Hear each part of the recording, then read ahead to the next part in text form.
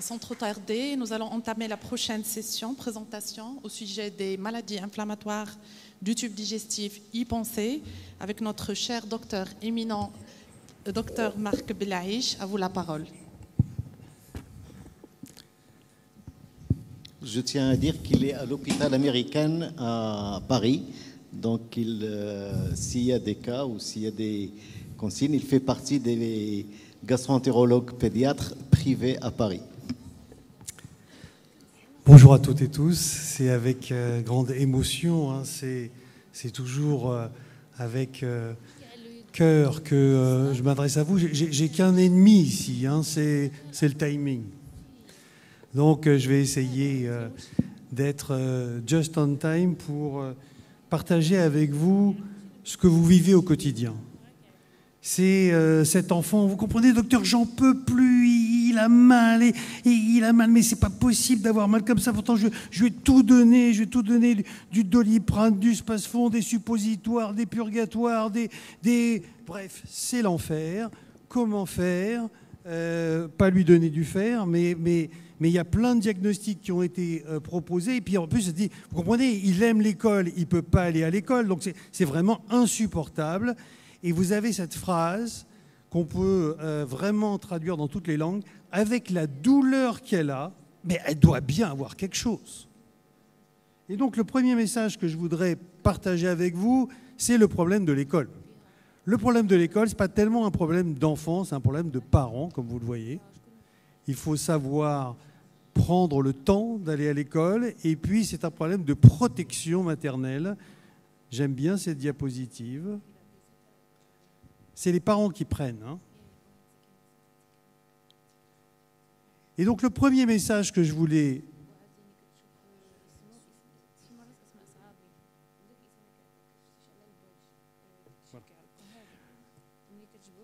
c'est que l'intensité de la douleur n'est pas un signe péjoratif. Au contraire, plus la douleur est intense, plus elle est signifiée avec des termes sensoriels, c'est épouvantable, on a l'impression qu'il y a quelque chose qui est à l'intérieur de son corps qui sort, plus les parents et les enfants vous désignent une douleur de ce type-là, plus la douleur est fonctionnelle.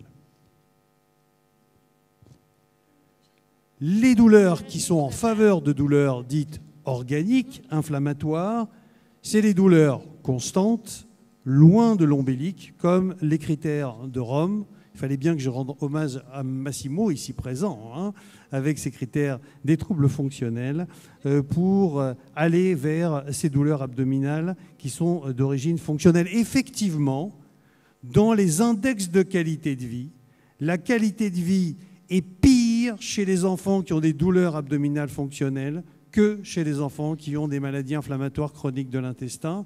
Autrement dit, cet impact doit véritablement complètement être décliné dans votre tête. Plus l'enfant manque l'école, plus c'est fonctionnel. Plusieurs études vont dans ce sens. Les enfants qui sont très plaintifs sont fonctionnels. Et donc c'est très très compliqué, hein, parce qu'ici on a un antagonisme entre cette envie de trouver un diagnostic et de donner une réponse satisfaisante aux parents et ce problème de douleur abdominale fonctionnelle. Parfois, il suffit d'interroger ce patient et il y a quelques mois, alors que la mère dit « mais c'est pas possible, c'est ces douleurs » et à ce moment-là, alors que cet enfant n'avait pas été interrogé jusque-là, je lui dis « mais toi, tu sais pourquoi tu as mal ?» Et il dit « bah oui, docteur, c'est à cause de mon Mickey ». Alors au début, Mickey, je ne comprenais pas. C'était peut-être parce qu'il avait des croûtes dans le nez. Après, je me suis dit « ah non, Mickey, c'est peut-être parce qu'il a une gastrostomie de type Mickey ou peut-être… » Mais en fait, non. C'est l'enfant qui m'a donné la réponse en sortant, je vous assure, de sa poche de derrière une petite photo d'échographie qui correspondait en fait à son image échographique de l'hydronéphrose qu'il a depuis la naissance, qui est, comme vous le voyez, peut être assimilé à un Mickey, donc il faisait des poussées d'hydronéphrose, et c'était amusant de savoir que lui était plus conscient de ces épisodes de douleur abdominale et de son étiologie que sa maman qui s'énervait et faisait un nomadisme médical pour avoir un diagnostic. Autrement dit, les douleurs abdominales fonctionnelles sont très prédominantes, mais devant une douleur abdominale, qu'est-ce qui va nous orienter vers une maladie inflammatoire chronique de l'intestin? Si on se réfère aux red flags des critères de Rome, les choses sont assez bien définies, mais il faut voir ça de beaucoup plus près. Effectivement, dans plusieurs études, dont celle-ci qui est, à mon avis, la mieux faite, eh bien, on voit très bien que le fait de se réveiller la nuit quand on a mal est plus en faveur d'une douleur fonctionnelle que d'une douleur organique. Vous comprenez bien ce que je suis en train de vous dire, c'est que l'enfant qui vient avec sa maman qui dit « j'en peux plus, il ne va pas à l'école, il ne dort pas la nuit », vous allez dire « ok madame, on ne va pas faire d'examen complémentaire ». Non, non, c'est très très ambivalent. L'enfant qui a des arthralgies, je ne dis pas des arthrites, hein, des arthralgies, on est plus dans les douleurs de croissance qui accompagnent les douleurs abdominales fonctionnelles que dans les véritables arthrites qui sont contemporaines des maladies inflammatoires chroniques de l'intestin. Autrement dit, vous voyez que la symptomatologie n'est pas aussi évidente que ça en termes de douleurs abdominales qui vont orienter vers des maladies inflammatoires chroniques de l'intestin. C'est pour ça que l'examen clinique objectif est absolument fondamental à la recherche d'aphte ou d'aphthose, à la recherche d'épaississement des lèvres. C'est un signe qui est sous-estimé à tort, à mon sens. On a volontiers une infiltration granulomateuse des lèvres dans les maladies inflammatoires chroniques de l'intestin. Ça s'appelle la chéléite de Micher. Je ne sais pas si Mick Jagger a eu un moment une maladie inflammatoire chronique de l'intestin, mais c'est important de voir les lèvres et de voir la langue. D'accord ? On sait très bien que quand on a une hypertrophie gingivale, celle-ci peut être effectivement secondaire à des médicaments, secondaire à une grossesse pour l'adolescence, peut être secondaire à des carences comme la carence en vitamine C, mais les enfants qui ont une maladie inflammatoire chronique de l'intestin ont cette hypertrophie gingivale. Donc quand un enfant a mal au ventre, il faut lui regarder la bouche. Quand un enfant a mal au ventre, il faut lui faire tirer la langue. Pas pour la langue saburale de l'appendicite, mais pour la langue scrotale que vous voyez ici, très épaissie, très fissuraire, sur lequel un petit punch biopsie nous a permis de trouver un granulome au niveau de la langue. C'est la même chose ici au niveau de la joue, à la face interne de la joue. Cet enfant, elle a visité 12 médecins, dont 6 stomatos et 4 dentistes, parce qu'elle avait une joue qui était un petit peu enflée. Il a suffi de biopsier la lésion qui était à l'intérieur. La bouche, mais aussi dans cette bipolarité, si je puis dire, non psychiatrique du clinicien que vous êtes, de voir la région anopérinéale. Il faut expliquer qu'on ne va pas être dans une situation où on va faire de toucher recto, mais on va faire par contre... À l'affichage, il y a un problème, excusez-moi. Ah. Oui, alors d'ailleurs, à ce sujet, je veux vous dire que Microsoft a complètement détruit tout mon OneDrive parce qu'il y avait des photos de ce type-là. Et donc, j'ai été malheureusement complètement exempté de toutes mes communications. Mais je ne savais pas que vous alliez aussi faire dans la censure. Mais on peut parler autre chose que des lésions endopérinéales si vous le voulez. Je ne pourrais pas moi-même vous mimer qu'est-ce qui pourrait, parce que ça serait quand même malvenu. Vous n'en disconviendrez pas. Parce que la langue, je peux éventuellement.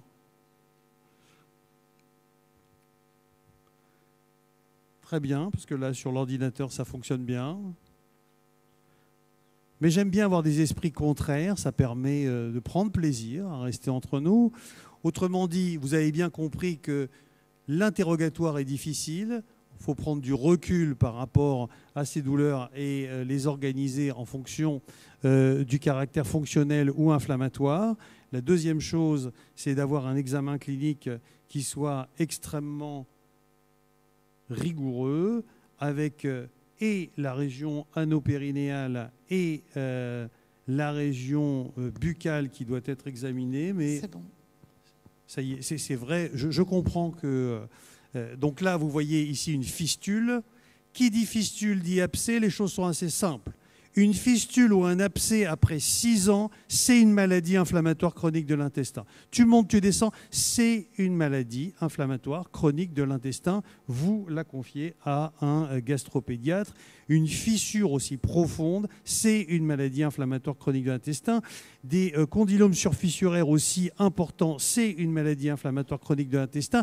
Une fissure latérale, ce n'est pas forcément une maladie inflammatoire chronique de l'intestin, mais c'est toujours pathologique. Effectivement, on a le droit d'avoir une fissure par en haut ou par en bas. Si on a une fissure sur le côté, c'est forcément pathologique. Ici, chez cet enfant-là, dans un contexte très particulier, vous voyez la fissure latérale. Je l'ai envoyé à l'unité médico-judiciaire. On a trouvé du sperme au niveau de la fissure. Donc, il faut aussi se méfier, malheureusement, des abus sexuels qui peuvent donner des lésions aussi sévères. Donc, vous voyez que l'examen clinique peut d'emblée vous orienter vers des maladies inflammatoires chroniques de l'intestin. Je vous ai parlé des lésions anopérinéales, mais il peut y avoir aussi des lésions vulvaires ou des lésions balaniques qui sont importantes. L'examen cutané, vous connaissez l'érythème noueux, vous connaissez le pyoderma gangrenosum, vous connaissez peut-être aussi les abcès. Je vous ai parlé d'abcès et de fistules périanales. Mais si vous avez un abcès de la fesse, j'ai eu 3 observations cette année, 2024. 3 abcès de la fesse avec des collègues qui m'ont dit, tu nous as dit, abcès du derrière, c'est une maladie inflammatoire chronique de l'intestin, vous me les envoyez, je te l'envoie. Mais je n'ai pas parlé d'abcès de la fesse, j'ai parlé anopérinéal. Ici, on a des abcès itératif de la fesse, ça c'est quelque chose qu'on voit beaucoup chez l'adolescent, c'est-à-dire celui ou celle qui a une pilosité, de ce qu'on appelle la maladie de Verneuil, d'accord, ou l'hydradénite suppurative. Ce ne sont pas des maladies inflammatoires chroniques de l'intestin, mais ça m'a permis de rétablir le diagnostic dans ces situations. Vous avez ce qu'on appelle des syndromes de Sweet, qui sont tout à fait évocateurs aussi des maladies inflammatoires chroniques de l'intestin. Et puis parfois, et j'ai, il y a 15 jours, eu cette observation avec un collègue qui a fait une annonce diagnostique de maladie inflammatoire chronique de l'intestin parce qu'il avait sur l'échographie un épaississement iléal, plus des douleurs abdominales qui étaient intenses, plus un syndrome inflammatoire modéré avec une calprotectine fécale très élevée. Et il a dit ça doit être une maladie inflammatoire chronique de l'intestin, on va faire une endoscopie, je vous la confie à mon collègue. J'ai examiné cet enfant, j'ai vu l'échographie avait vu effectivement un épaississement de l'iléon, mais aussi un épaississement du duodénum. Oui, dans les maladies inflammatoires chroniques de l'intestin, on peut avoir un épaississement du duodénum, bien évidemment. Mais épaississement du duodénum chez un enfant qui a mal au ventre, calprotectine fécale élevée, je veux bien et je le consens, je regarde et j'enlève les chaussettes. Purpura rhumatoïde. Purpura rhumatoïde, calprotectine fécale élevée, épaississement duodénal. On a aussi parfois une petite inflammation. Autrement dit, attention avant l'annonce diagnostique. On ne fait pas l'annonce diagnostique d'une maladie inflammatoire chronique de l'intestin sans avoir fait une endoscopie. Une fois qu'on a rempli tout ça, effectivement, pour savoir d'où on va, il faut savoir d'où on vient. Et on voit très bien que l'épidémiologie est galopante et que ces maladies inflammatoires chroniques de l'intestin, c'est pour ça que nos hôtes m'ont demandé de traiter ça, c'est que c'est complètement flambant. C'est une maladie qui était dite maladie rare il y a encore 10 ans et qui ne l'est plus. Je parle de chez l'adulte, mais je parle aussi de chez l'enfant, avec cette épidémiologie galopante, comme vous le voyez, et avec une incidence familiale qui, comme vous le voyez, qu'on soit dans le cadre des rectocolites hémorragiques, comme vous voyez ici, ulcerative colitis, ou Crohn's disease, c'est-à-dire la maladie de Crohn, eh bien, on a de 2 à 4 fois plus de risques, quand on a des ascendances familiales, de faire ces maladies inflammatoires chroniques de l'intestin. Autrement dit, on a des difficultés à faire le diagnostic clinique et Plus, on a une clinique qui parfois est très très atypique.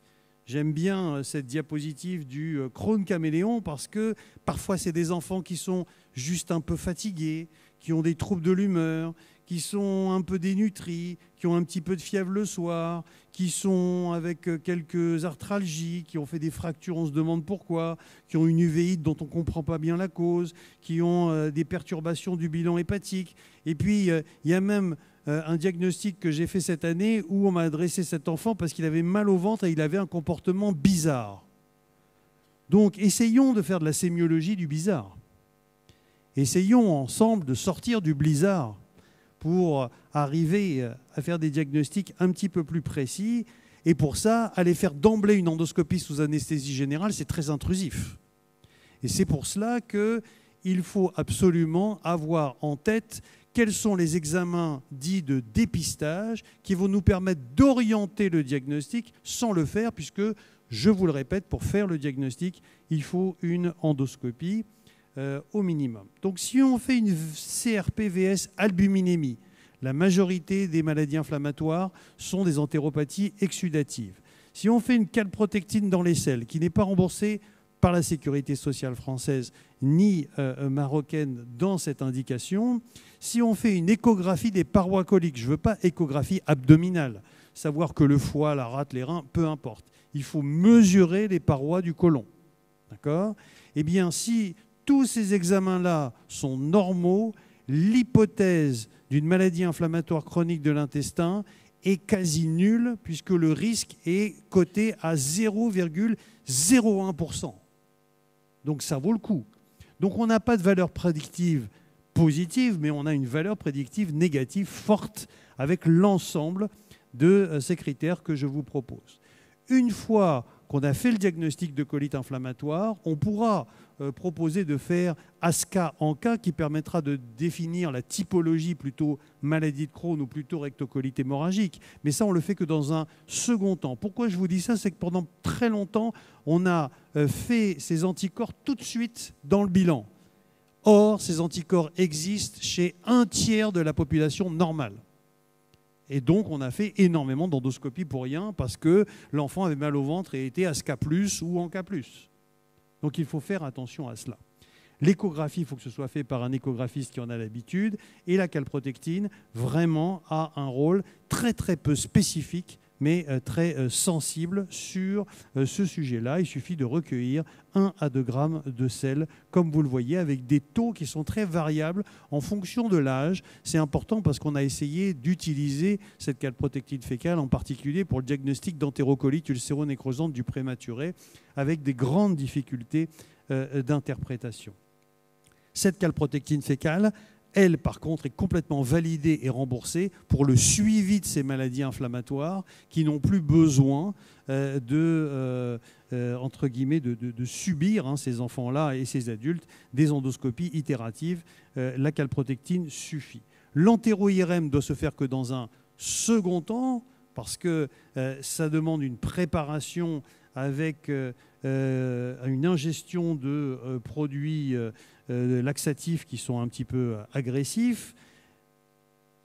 La vidéocapsule endoscopique qui est de plus en plus à notre disposition, elle doit être faite en 3e intention. C'est si on n'a toujours pas, entre guillemets, d'éléments de diagnostic suffisamment forts, malgré l'endoscopie, malgré l'entéro-IRM, on fait la vidéocapsule avec ici, par exemple, cet enfant qui, comme vous voyez, a une ulcération qui est en plein milieu de l'intestin grêle. Voilà les images endoscopiques. On n'a pas besoin d'être endoscopiste pour avoir ces images bien en tête. Ici, vous avez l'ulcération qui est en papillon. Encore hommage à Massimo, donc fusilli un peu, vous voyez, pour la pasta, l'ulcération. Vous avez ici, en bas, vous avez les fameuses ulcérations creusantes avec les polypes de régénération en pavé. Et puis, sur votre droite, vous avez la fistule entéro-entérique avec un pli qui correspond à la jonction entre 2 parties de l'intestin et du pus qui s'écoule d'une partie de l'intestin à l'autre. Ça s'oppose, comme vous voyez endoscopiquement, à une rectocolite hémorragique qui, d'un seul tenant, permet de voir des lésions qui sont d'un granité juste au début du rectum et qui s'étendent sans intervalle de muqueuse saine. Et puis, une fois qu'on a fait l'endoscopie avec des biopsies, on peut arriver à cette annonce diagnostique. Étant donné que c'est une maladie pour la vie, il faut un temps, il faut un espace, il faut une compétence. On n'annonce pas à des parents « Oh, c'est peut-être une maladie de Crohn, vous allez voir ». Non, non. C'est véritablement quelque chose qui est très lourd au niveau de cette annonce diagnostique. Et quand on est spécialisé dans le domaine, il faut que vous sachiez que le pronostic a complètement changé de manière très puissante, dramatique, comme disent les Anglais, depuis maintenant une dizaine d'années, puisqu'on a des biothérapies qui sont de plus en plus puissantes, de plus en plus efficaces. Et la dernière qui vient de sortir l'année dernière est extraordinaire. Pourquoi? Puisque c'est une biothérapie PEROS. Ce que je suis en train de vous dire, c'est que je pense que dans 4-5 ans, on va traiter les maladies de Crohn avec un comprimé à prendre tous les jours. C'est quelque chose de spectaculaire, hein. On sait que plus tôt on traite ces pathologies et meilleure va être l'évolution ultérieure.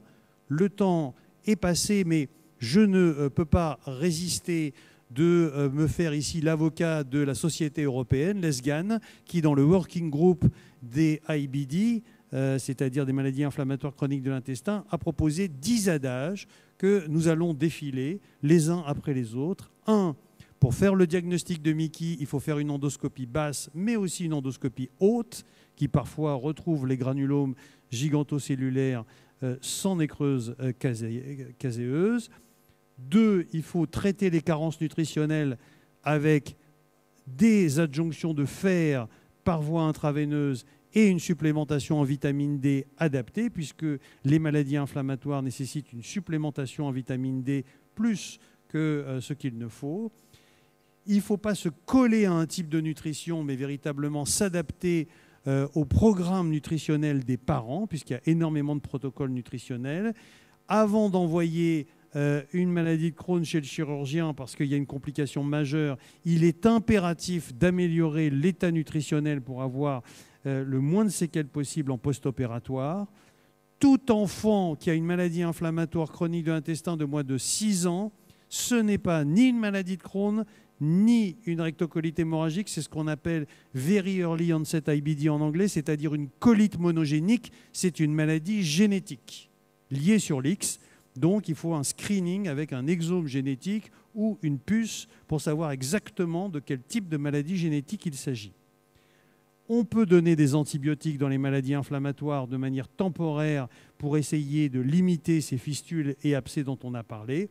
Le soutien psychologique, c'est 1/3 des patients, alors que la totalité des patients devraient en bénéficier. N'oubliez pas que quand on fait une biothérapie, c'est un immunosuppresseur puissant. Donc il faut anticiper ces biothérapies avec un calendrier vaccinal, en particulier contre la varicelle et HPV, qui doit être rigoureusement adapté. Les combothérapies sont possibles. Parfois, un immunosuppresseur ne suffit pas. Et on voit très bien que plus on avance et plus les nouveaux les immunosuppresseurs PEROS, ça s'appelle les anti-JAK, sont extrêmement efficaces et puissants. Et j'adore le 10e adage, qui sera une très belle conclusion à ma conférence. Prenez soin de vous, car médecin joyeux, enfant heureux. Je vous remercie.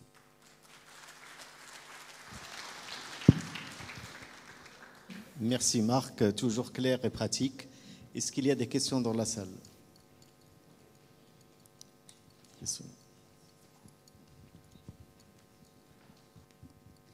Bonjour, s'il vous plaît, comment peut-on expliquer la normalisation d'une calprotectine qui est revenue positive chez un enfant symptomatique, c'est-à-dire douleur abdominale, le reste du bilan qui était normal, mais la calprotectine s'est normalisée après un traitement, on dirait symptomatique, des antispasmodiques, probiotiques, correction du régime alimentaire.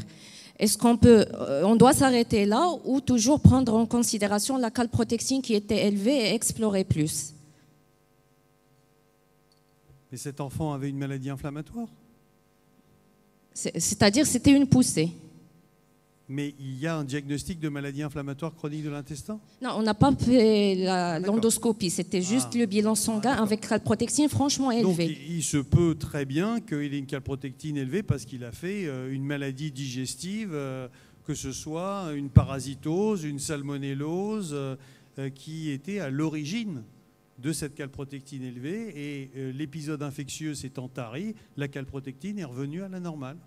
Donc pour l'instant, vous ne pouvez pas, sur cette chronologie de calprotectine élevée puis ensuite basse, dire c'est une maladie inflammatoire chronique qui était en poussée puis maintenant en rémission.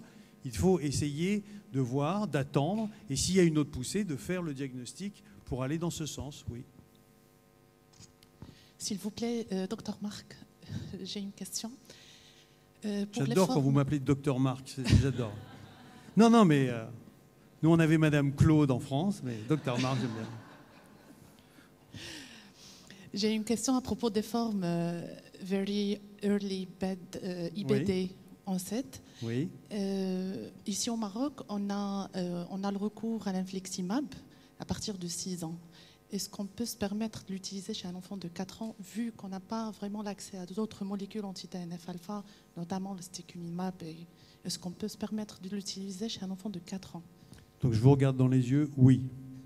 D'accord, merci. Donc c'est sûr, hein, on est devant des molécules qui sont puissantes, mais l'infliximab, hein, c'est un anti-TNF. Le TNF, il peut être excrété chez le nouveau-né. Donc pourquoi, alors en adaptant les doses bien évidemment, mais pourquoi ne pas donner un anti-TNF à un nourrisson? Alors maintenant, c'est une immunosuppresseur puissant. Donc lui faire une antibiothérapie de couverture ou faire attention, ça bien sûr.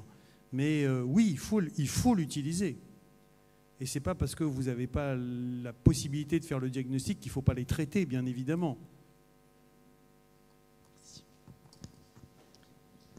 Rachida. N'oubliez pas les vaccins avant les biothérapies. Hein. Mise à jour du calendrier vaccinal. Bien, docteur Marc, c'est moi, je suis là. Je suis là. Je voudrais savoir, est-ce qu'il y a une explication actuelle à l'augmentation très importante de ces MIC-I chez l'enfant? Est-ce que c'est alimentaire, c'est viral, c'est génétique? Est-ce que c'est multifactoriel? Ou bien on n'en sait rien? J'aime bien ce qu'a dit M. Gold ce matin, c'est-à-dire que bien sûr c'est multifactoriel. Pour ça, il faut connaître, entre guillemets, la genèse de cette maladie inflammatoire chronique de l'intestin, qui est en fait un organisme qui est génétiquement déterminé. Vous savez qu'il y a un petit peu plus actuellement de 320 gènes qui ont été des gènes candidats pour mettre en exergue la susceptibilité à la maladie de Crohn en particulier. Le premier étant NOT2 CARD15, donc il y a quand même une génétique qui est spécifique. Mais sur cette génétique, et on sait qu'il y a beaucoup d'enfants de NOT2 CARD15 qui ne vont pas faire de maladie de Crohn, ils vont faire des syndromes de Blow, ils vont faire des douleurs abdominales fonctionnelles, ça a été étudié ça.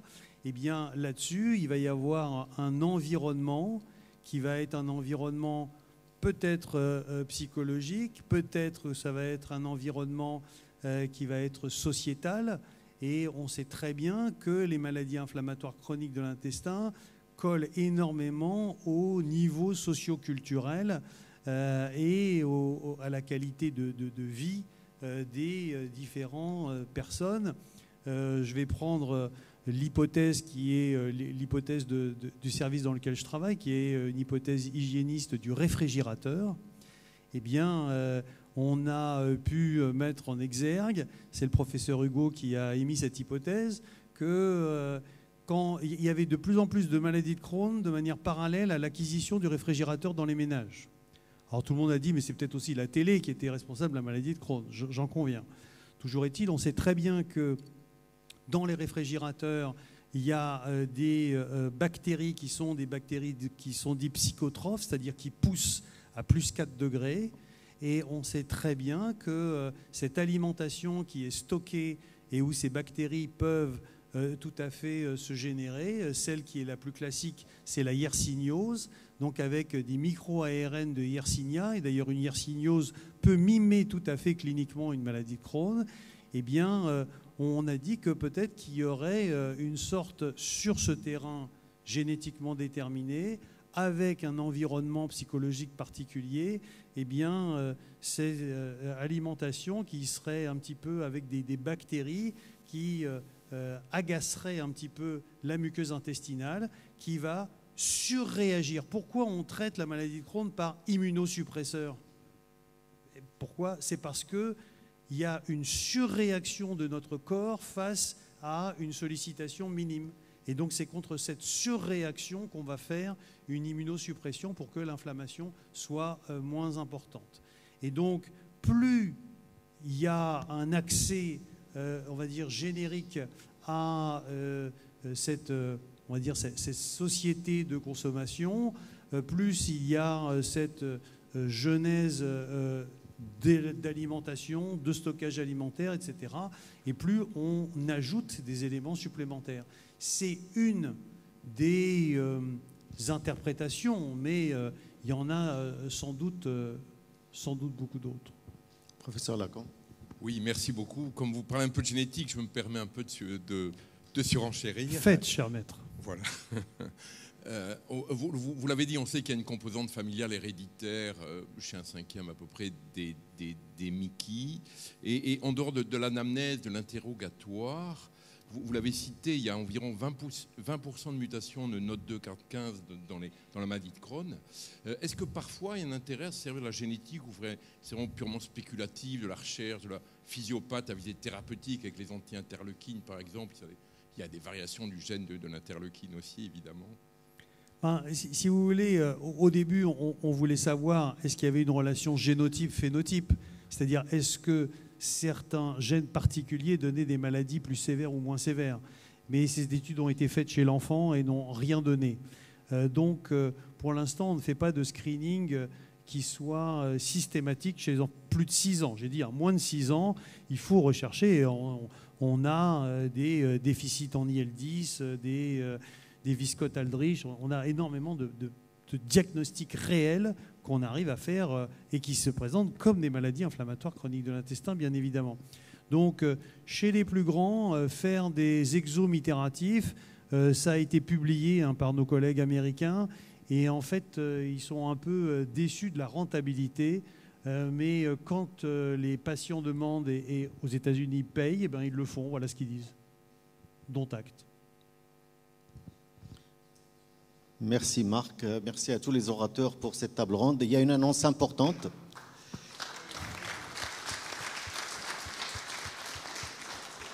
Donc c'est qu'il y a une suite. Dans un petit quart d'heure, on va se retrouver au niveau de la salle juste après la pause café parce que le docteur Marc va continuer encore.